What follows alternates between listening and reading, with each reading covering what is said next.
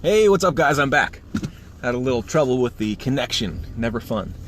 I wanted to talk to you guys about the identity crisis that we experience when we're walking our spiritual path. And oftentimes, what I'm talking about here is a divergence from the old way of being, our old character, our old maybe ego-based mindset into a more heartfelt, open-minded way of observing the world and walking our path. But when this happens, a number of things can go down, right? So you're in a committed relationship and you start to evolve. You start to really look at your past and heal that and work through some stuff.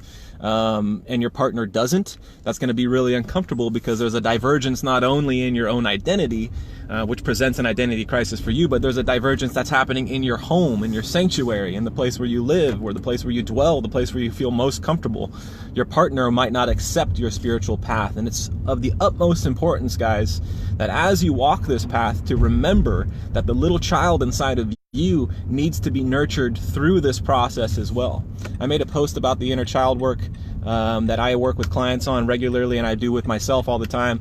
I made that post a little bit earlier today, and so I thought it apropos to create a video around this, but it is of such a high degree of importance, guys, that you factor in the aspect of your identity, or the aspect of your psychology that is the younger version of you, that when wounded really runs the show from within.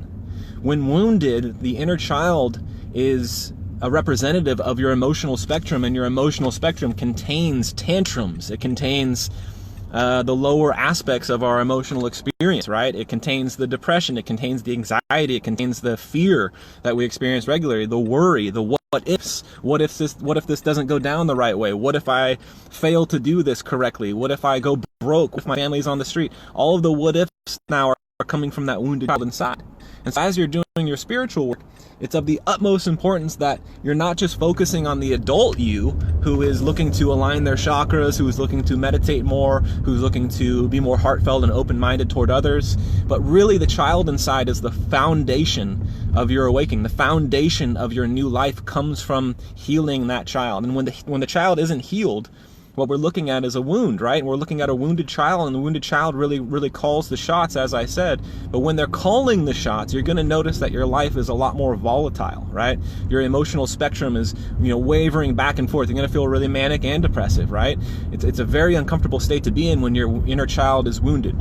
And so what we want to do is we want to start a process of self-communication that allows you to see very clearly that these aspects of you, including that inner child inside, are able to be communicated with on a regular basis. And when you complete this communication, or when you exercise this communication on a regular basis, you might sound crazy to other people if they were around, but what we're doing here is when we talk to ourselves about where we're at and where we want to be, we're setting up systems, we're setting up intentions on how to really execute a plan of spiritual unfoldment that's going to be most appropriate for you on your path, because everyone is different, right?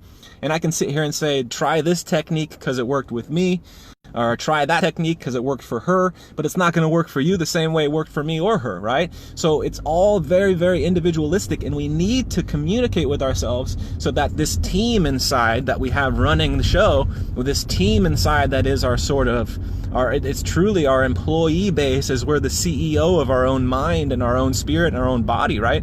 We need to call regular meetings with this team. And one of the main team members there, the vice president, is that little child inside. So I'm calling out to you guys right now. I choose to speak directly to your little child inside right now and tell you that I love you deeply, little one. I'm not sure who you are, and I've never met you before in my life, but I know that you deserve love. And I know you don't think that you deserve love from time to time. You may not think that you deserve love, but you absolutely do, because receiving love, expressing love to others, feeling loved is your birthright. And no one can take that from you. Someone might have tried to in the past, and you're still living in that moment, unfortunately, and that still runs the show.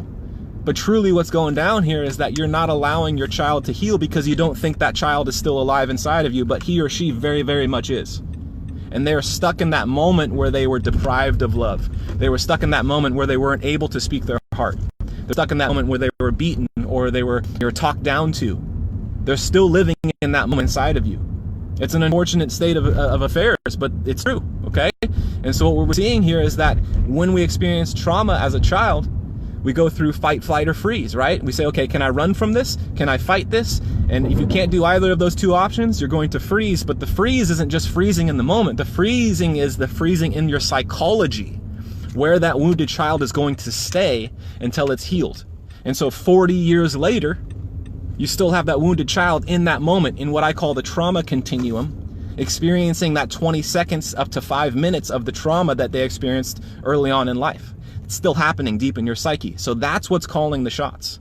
And that's what's so unfortunate about it, is that we look at time linearly, right? But the body doesn't. The body, experiences just the moment.